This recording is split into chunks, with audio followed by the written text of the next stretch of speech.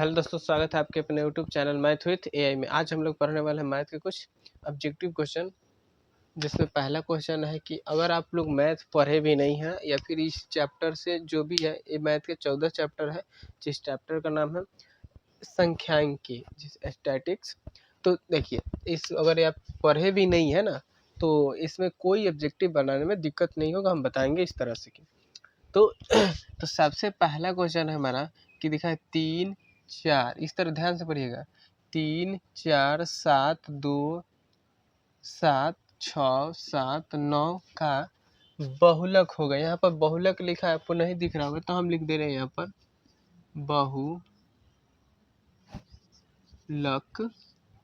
बहुलक होगा। तो सबसे पहले बहुलक जहाँ भी दिखाई दे, क्या बहुलक अगर कहीं भी आपको देखने को मिलता है तो सबसे पहले जो आंकड़ा दिया जाता है, ये लाइन सा बड़ा सा जो लाइन दिया गया है, इसमें कुछ नहीं है, सिर्फ ये खोजना है कि कौन सबसे ज़्यादा बार आ गया है। सबसे ज़्यादा बार कौन आया है? तो देखिए 3 जो है, पहले 3 यहाँ पर एक ही बार आया है, एक बार आया है, 3 एक बार आया है, 4 भी एक ही बार आया है, 7 देखिए एक बार यहाँ पर, एक बार यहाँ पर, एक बार, तो 7 कितना बार आ गया है? 3 बार आ गया, 7 3 बार आ गया। उसके बाद देखिए और खोलते हैं, 2 का बार एक ही बार आया, 6 भी एक ही बार आया है, 9 भी एक ही बार आया। तो आपको भी दिख रहा होगा कि 7 ही एक ऐसा है जो कई बार आ गया है, 3 बार आ गया है। तो बहुलक जब भी कहेगा क्या, तो बहुलक सबसे अधिक संख्या वाले को क्या कहते हैं? बहुलक ही कहते हैं। तो इसमें सबसे अधिक संख्या कौन है? बहुलक है। समझ में आया? अगर इसमें नहीं समझ में आया तो कोई बात नहीं, अभी इसमें क्वेश्चन है अभी और 2 तो इसमें भी समझ में आ जाएगी। ध्यान से इतना रखिएगा कि सबसे ज़्यादा जो संख्या है उसी का कहेंगे बहुलक कहते हैं। जब से ज़्यादा उसमें आया था हमारा 7, तो उसे 7 बहुलक हो गया उसका।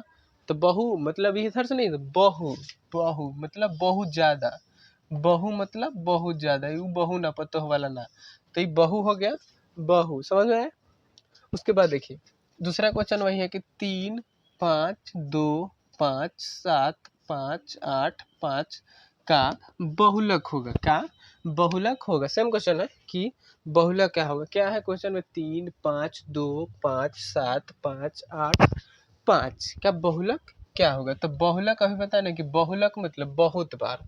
तो इसमें बहुत बार कौन आया है? तो 3 देखिए यहाँ पर एक बार आया है, 3 ओनली एक बार आया है।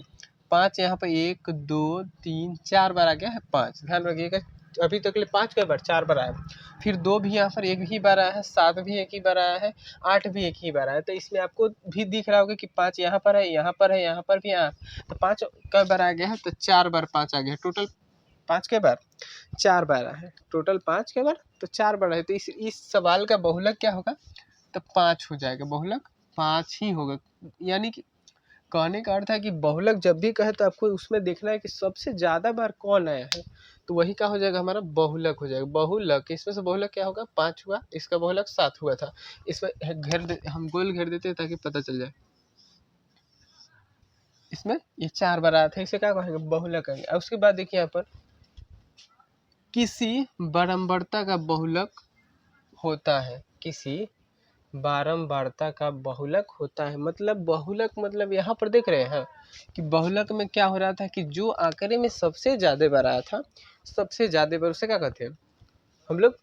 बहुलक कहते हैं। सबसे ज़्यादा बार बहुलक है। तब किसी बारंबारता मतलब इसी कहते हैं जो लाइन इस तरह से कामा दे दे करके लिखा गया है ना, और कुछ संख्या लिखा गया, उससे क्या कहें? बारंबारता।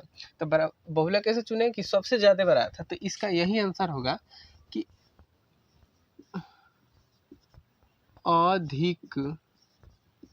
अधिकतम, यानी कि जो सबसे अधिक बार आता है वही क्या हो जाता है? हमारा बहुलक होता है। इसी का आंसर क्या होगा? अधिकतम होगा, अधिकतम मान होगा। इतना समझ में आ रहा है कि क्या होगा? तो अधिकतम मान होगा किसका? किसी बारंबारता का बहुलक होता है तो अधिकतम मान। ठीक, यहाँ तक समझ में आ गया होगा। 4 नंबर 5 3 7 6 4 2 1, ये क्या है? माध्यक लिखा है, माध्यक। माध्यक बुझा, माध्यक है, इसमें भी कुछ नहीं है। देखिए यहाँ पर ई मत सोच लिए कि यो बहुलक है। सवाल देखिए यहाँ पर क्या पूछ रहा है? माध्यक, माध्यक पूछ रहा है। तो माध्यक में होता है क्या कि माध्यक में होता है ये कि जैसे में अगर हम इसमें से सबसे पहले आपको बढ़ते क्रम में सजाना है। बढ़ते क्रम आप लोग 4 6 5 इसी में कुछ में पढ़ लिए होंगे 4 6 5 क्लास में। बढ़ते क्रम क्या होता है, तो बढ़ते क्रम मतलब तो उल्टा होता है कि सबसे छोट कौन है उस तरह से जाएंगे। सबसे छोट कौन है पहले सजा ले, उसके बाद हम बता देंगे, उसके बाद क्या करना है। तो सबसे छोट 1 है, उसके बाद 2 है, 2 है, उसके बाद कौन है, तो उसके बाद 3 है, उसके बाद 4 है, उसके बाद आपको 5 दिख रहा होगा, 6 दिख रहा है, उसके बाद 7 दिख रहा है। जैसे 1 2 3 4 5 6 7 इस तरह दिख रहा है। अब देखिए इधर से बीच में खोजना है, माध्य की मतलब का तो बीच में खोजना होता है। तो बीच में कौन है इसका, मान लीजिए इधर से 2 3 को छाट दिए, इधर से 3 को छाट दिए, तो बीच में कौन बच गया, यहाँ से 3 को छाट दिए, इधर से 3 को छाट दिए, मतलब बीच में कौन बच गया 4। तो यही हमारा आंसर हो जाएगा 4, जो बीच में बच जाता है उसे 4 हो गया। समझ ले क्या 4 हो गया। कभी कभी ऐसा होता है, मान लीजिए कि संख्या बढ़ जाता है, एक ज़्यादा हो जाता है। जैसे मान लीजिए हम और एक एग्जाम्पल ले रहे हैं कि अगर हम मान लीजिए यहाँ पर 2 4 5 6 7, अगर इस तरह से मान लीजिए जोड़ा संख्या कभी आ जाए, जोड़ा संख्या मान लीजिए इधर से अगर हम बांटे 2, इधर से 2 बटे, तो अब कितना बच रहा है, एक भी नहीं बच रहा है। मान लीजिए एक एक बच रहे, एक करे या फिर एक करे, तो कितना बच गए, 2 बच गए। तो जब भी जोड़ा संख्या है अब बीच में 2 बचे, बीच में 2 बचे, तो दोनों को लेंगे, जैसे 5 हो गया प्लस में 6 कर देंगे, बटा में 2 कर देंगे, क्या दोनों को जोड़ देंगे, इधर को जोड़ेंगे इधर को। अगर 2 को संख्या आए तो पीछे का आया था एगो आया था, एगो आया था, तो क्या हो जाएगा, इधर जोड़ेंगे तो 6 को 5 को 11 को बटे 2, यही आंसर होगा काट कूट के जो बचे। तो इतना समझ में आ गया आपको। उसके बाद देखिए प्रथम क्वेश्चन अगला है 5 नंबर, प्रथम 5 पूर्ण संख्याओं का माध्य होगा। उम्मीद है कि आपको पूर्ण संख्या समझ में आता होगा। पूर्ण संख्या क्या कहते हैं, तो पूर्ण संख्या बता रहे हैं। तो देखिए पूर्ण संख्या क्या होता है कि अगर हम प्राकृतिक, सबसे पहले देखिए गिनती 1 2 3 4 5, इसी को क्या कहते हैं प्राकृतिक संख्या। लेकिन इसके पहले यहाँ पर 0 लगा दीजिए तो इसे क्या कहेंगे, पूर्ण संख्या कहेंगे। इतना तो आपको पता होगा क्योंकि आप लोग 10th क्लास में है, तो इधर कोई दिक्कत नहीं है। तो आप देखिए पूर्ण संख्या का कहा, प्रथम 5 को पूर्ण संख्या। तब पूर्ण संख्या स्टार्ट कहाँ से होता है, तो 0 से होता है। एक 0 हो गया, 5 को लिखना है, तब 0 के बाद 1 आएगा, 2 आएगा, उसके बाद 3 आएगा, तो अभी क्या हो गया 5 को पूर गया, एक और लिखना है 4। अब पूछा कौन जी, अब देखिए कि प्रथम 5 पूर्ण संख्याओं का माध्य। तब माध्य और औसत ध्यान रखिए, यहाँ देखिए माध्य कहे या फिर औसत कहे, बात दोनों एक ही होता है। औसत में क्या होता है कि जितना संख्या दिया होता है उसको जोड़ के अंकों की संख्या से भाग दे दिया जाता है।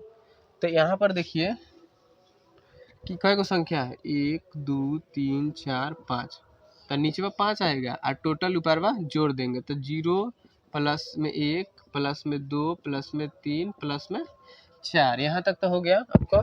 तो अब जोड़ देंगे अगर हम इसको, तो कितना बचेगा, देखिए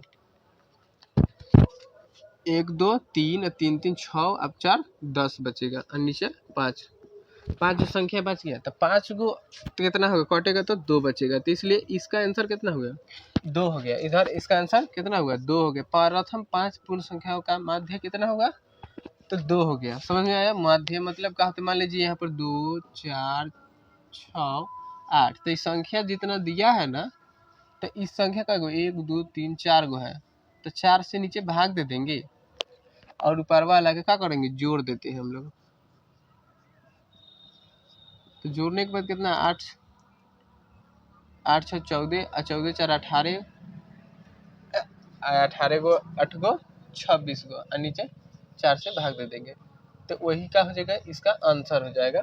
क्या निकल के आ जाएगा, माध्य निकल के आ जाएगा। माध्य अगर आपको औसत पहले से पढ़े हैं आप लोग मैथ में, तो माध्य में निकालने में कोई दिक्कत होने वाला नहीं है। ठीक, अब हम लोग पढ़ेंगे अगला question, question number 6। Question number 6 है कि प्रथम 3 लगातार प्राकृतिक संख्याओं का माध्य होगा। अभी हमने पूर्ण पढ़ा, यहाँ पर पूर्ण था, यहाँ पर क्या आ गया प्रकृति मतलब 1 से शुरू होता है गिनती। प्रकृति मतलब 1 2 3 4 5 6 7 8 इसे कहेंगे प्राकृतिक संख्या। इधर इसी तरह शुरू होता है, अगर इसमें पहले जीरो लगा दे तो पूर्ण संख्या बन जाता है, पूर्ण संख्या बन जाता है ना। लेकिन हमें यहाँ क्वेश्चन यहाँ से हमारा क्या है कि प्रथम तीन प्रकृति मतलब एक से गिनती होगा, 1 2 3। हमें कई को कहा है, तीनों को प्राकृतिक संख्या कहा है, तीनों को। तो 1 हो गया, 2 हो गया, 3 हो गया, प्राकृतिक संख्या यही होगा ना, 1 2 3। तो तीनों को कहा तो 3 तक लिख देंगे, 1 और 2 और 3। अब कहा कौन सी है, तो माध्य निकालना, हमें माध्य निकालना है। तो संख्या का गो है 3 गो है, नीचे 3 लिख देंगे और ऊपर का गो है जोड़ने में 1 2 3। तो 1 + 2 + 3 कितना होगा, 3 3 6/3। देखिए 1 में 2 जगह 3 और 3 में 3 छोड़ा तो कितना बचेगा 2, इसलिए इसका आंसर कितना हो गया, 2 आंसर हो गया। समझ में आ रहा है आपको। प्रथम तीन लगातार प्राकृतिक संख्याओं का माध्य कितना हो गया, 2 हो गया। समझ में आया, यहाँ पर आपको कोई इसमें दिक्कत नहीं होने वाला है। अच्छा, आप लोग ये कुछ देखे यहाँ पर, जैसे मान लीजिए जब भी आपको प्राकृतिक संख्या कहे ना निकालने के लिए माध्य, तो एक फार्मूला लगा दीजिएगा, जैसे n + 1/2, n + 1/2। जैसे मान लीजिए n मतलब वही होता है कि कोई गो संख्या कहाँ है, 3 गो संख्या कहाँ है, तो 3 लिख देंगे n के जगह पर, और प्लस में एगो कर देंगे और नीचे 2 लिख देंगे, तो 3 गो एगो 4 गो हो जाएगा, बटवा में 2, तो 2 2 कट के कितना बचा, 2 है, जो 2 ही आता है, जो 2 ही आता है, बातवा वही होता है। ठीक, तो इसमें कोई ये नहीं है। तो अब देखिए 7 नंबर क्वेश्चन लिखा है कि 13 और 19 के बीच समांतर माध्य क्या होगा। 13 और 19 के बीच समांतर माध्य क्या होगा। तो आपको लग रहा है कि ये कितना भारी है, भारी कुछ नहीं है। इसमें देखिए 13 है तो 13 लिख देंगे, अब प्लस में 19 लिखेंगे, क्योंकि दोनों को जोड़ देंगे, 13 और 19 को जोड़ देंगे। अगर इस तरह क्वेश्चन कभी भी आए तो क्या करेंगे, 13 और 19 को या फिर 13 या फिर जो भी यहाँ पर संख्या दोनों को जोड़ देंगे, और नीचे संख्या का गो है, 1 गो है 2 गो है, तो नीचे 2 से भाग देंगे ना। माध्य में यही ना होता है कि ऊपर जो संख्या तक नीचे भागा में रहेगा। तो कितना होगा, 13 गो 19 गो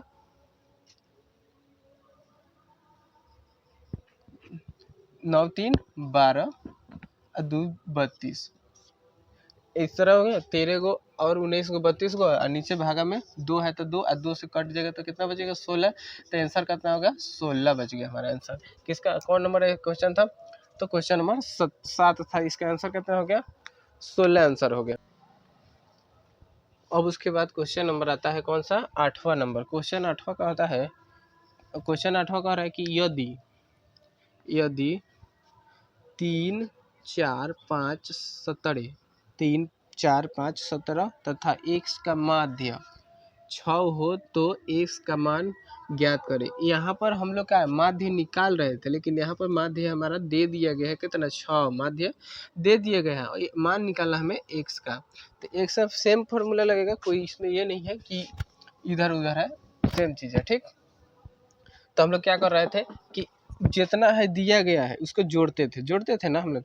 तो लिखेंगे 3 4 5 17, 3 4 5 17 है ना, 3 4 5 17। लेकिन तथा के बाद भी यहाँ पर x है, तो x को भी जोड़ना, ये ना जो छोड़ दे, इस एक ही में के का है हिस्सा, एक ही है, तो प्लस में x।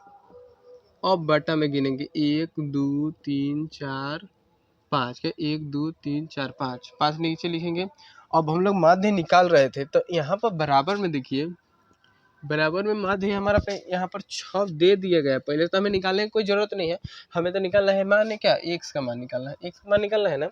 तो x का जब मान निकालना है तो देखिए आपको तो इक्वेशन आता होगा ना, तो पहले सबसे पहले हम लोग ऊपर वाला हिस्सा जोड़ लेते हैं। तो 3 4 7 और 7 5 12, अब 12 में 17 जोड़ेंगे, देखिए यहाँ पर 9 2 29 हो गया, और 29 प्लस x, तो लिखेंगे 29 प्लस में x बटे 5 टू 16 सॉरी।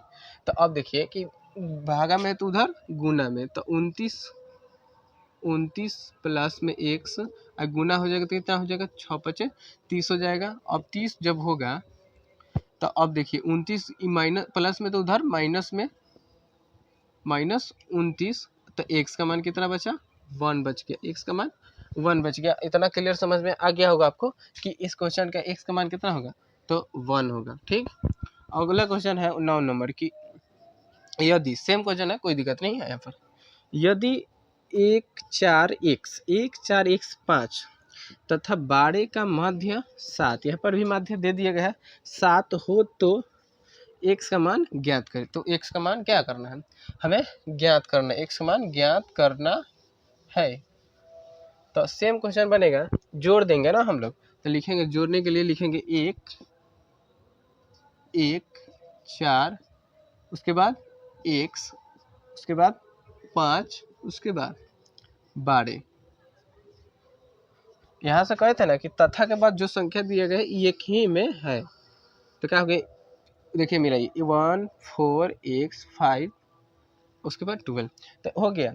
उसके बाद देखिए इस संख्या का गो है, यहाँ से 1 2 3 4 5 गो है, और दिया कितना है माध्य 7 दे दिया गया है, यहाँ पर माध्य 7 दिया है। देखिए तो जब 7 माध्य दे दिए गए हैं तो अब लिखेंगे, जोड़ेंगे पहले 5 5 5 5 10, अब 10 गो 12 गो 22 गो, तब 22 प्लस में x, ऐसे ना होगा। x है तो x इसमें थोड़ा ना जुटेगा, तो x अलग रहता है क्योंकि ये तो अलग है, ABCD है और ये गिनती है। अब बटे में कितना है 5 है, और यहाँ पर 7 है, तो 7 है तो बटे में है 5, तो उधर जाएगा तो कौन सी में हो जाएगा, गुना में जाएगा, तो 7 बचे 35, 7 बचे 35 हो गया। तो अब देखिए प्लस में तो उधर माइनस में, तो x का मान कितना निकल के आएगा 13, x का मान कितना आ गया 13, समझ आए, 35 में 22 कटेगा तो 13 बचेगा। इतना क्लियर आपको समझ में आ गया होगा कि जब दिया रहेगा तो बराबर में रखेंगे, नहीं दिया रहेगा तब तो निकाल ही लेंगे। इतना समझ में नहीं आ रहा, ज़्यादा कुछ नहीं है। अब देखेंगे कि 10 नंबर क्वेश्चन है कि PQR, ठीक है, ये लग रहा है कि ये कहाँ से ABCD आ गया। PQR का गणितीय माध्य क्या होगा, तो सबसे पहले बताइए यहाँ पर कि हम लोग माध्य निकाल कैसे रहे थे, जितना संख्या दिया था सबको जोड़ किया, और जो था उसको नीचे में भाग दिया करते थे, यही था। तो आप बोलेंगे क्या यही था, क्या दिक्कत है इसमें, तो लिखेंगे PQ plus R, PQ plus में R, यही ना था कि नीचे ऊपरवा है जितना है वो लिख देंगे जोड़ के, आई कै गो है 1 2 3 गो है, नीचे 3, तो यही आंसर, तो ऐसा ही ना होता था। अब कहेंगे कि इसको जोड़िए, जोड़ेगा थोड़ा ना, यही आंसर हो जाएगा हमारा।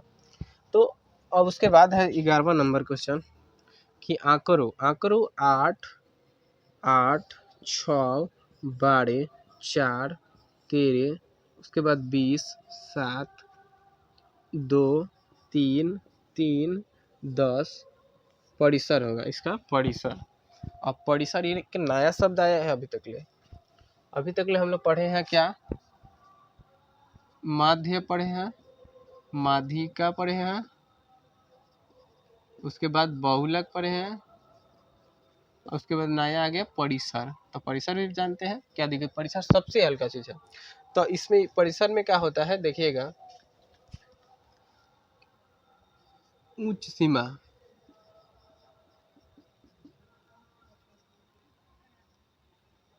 उच्च सीमा माइनस निम्न सीमा, हो गया, बस आंसर निकल गया। अब देखिए कि इसमें सबसे बड़ कौन, उच्च मतलब सबसे बड़ और निम्न मतलब सबसे छोटा। तो सबसे बड़ सबसे पहले 8 6 12 4 13 20 7 2 3 3 10, तो इसमें से हमको लगता है कि 20 ही सबसे बड़ है, तो सबसे बड़ 20 हो गया, माइनस देंगे। अब देखिए सबसे छोट कौन हो सकता है, सबसे छोट इसमें से यहाँ पर 2 दिख रहा है सबसे छोट, तो 2 हो जाएगा सबसे छोट। अब देखिए घटा दीजिए, कितना बचे 18, यही हो गया हमारा परिसर। कौन ज़्यादा है, कुछ भारी ज़्यादा नहीं है। आपको सभी क्वेश्चन समझ में आ गया, तो अब बनाते हैं अगले